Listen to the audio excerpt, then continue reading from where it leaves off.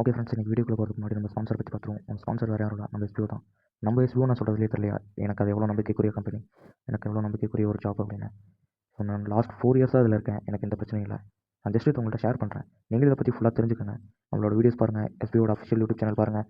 தெரிஞ்சுக்கிட்டு உங்களுக்கு இன்ட்ரெஸ்ட் இருக்கப்போ டிஸ்கிரிப்ஷனில் நம்பர் தரேன், நீங்கள் என்ன கான்டாக்ட் பண்ணலாம்.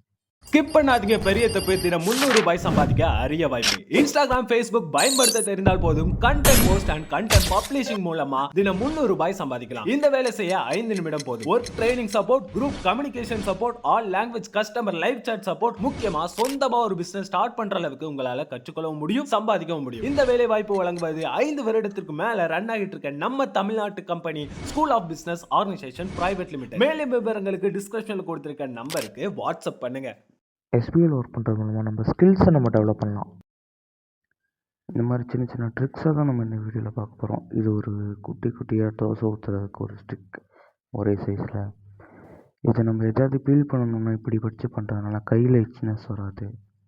அந்த தோலை பிடிச்சிக்கிறதுக்காக மீனில் உள்ள ஸ்கின்னை மட்டும் தனியாக எடுக்கிறதுக்கு ஹாட் வாட்டரை இப்படி ஃபிஷ்ஷில் ஊற்றினா போதும். கேக் கட் பண்ணுறதுக்கு இது ஒரு நல்ல ட்ரிக். பட் இதை ஒன்றும் பெருசாக யூஸ் பண்ண போகிறதில்ல, ஜஸ்ட் சும்மா அதுவும் தெரிஞ்சுக்கோங்கன்னு சொல்கிறேன். இது சிம்பிள், எல்லாருக்கும் தேவைப்படுற ஒரு விஷயம். ஊசியில் நூல் கோக்கிறதுக்கு இது ஒரு நல்ல ட்ரிக். கொஞ்சம் ஈஸியாகவே இருக்கும், ரொம்ப எப்படி ஜஸ்ட் சிம்பிள் ட்ரிக் தான் இதெல்லாம். கண்ணாடி கிளாஸ்லேருந்து நம்ம எதை ஊற்றினாலுமே அது சிந்தும். அதுக்கு ஒரு சிம்பிள் ஹேக்கு தான் இது. ஜஸ்ட் ஒரு ஸ்பூனை வச்சுட்டு இப்படி ஊற்றுறதுனால அது சிம்பிளாக இந்த வேலையும் முடிஞ்சிடும். ஓகே, இது என்னன்னு நீங்கள் கெஸ் பண்ணி கமெண்டில் சொல்லுங்கள். சொல்லியிருப்பீங்க, இப்போ நானே சொல்கிறேன். வாட்டர் கவருக்கு தான், துணி நனைஞ்சிடாமல் இருக்கிறதுக்காக ஒரு டஸ்ட் ப்ரூஃப்காக வைக்கிற மாதிரி ஒரு கவர் தான். கேஸ்க்காக ஒரு ட்ரிக்குன்னு வச்சுக்கோங்களேன். பட் இது கோக் குடிக்கிறதே தப்பு, ஸோ இதை அவாய்ட் பண்ணிடுங்க. நம்ம கையில் போகிற சில்வர் பிரேஸ்லெட்ஸ் ஆர் சம்திங், அந்த விஷயத்தில் நம்ம பாலிஷ் பண்ணுற மாதிரி தான். ஜஸ்ட் இது அதில் இருக்க ஃபேடை மட்டும் எடுத்து கொடுக்கும், ஃப்ரெஷ்ஷாக இருக்கும். ஓகேவா, இது கண்டிப்பாக எல்லாருக்கும் யூஸ்ஃபுல்லாக இருக்கும்.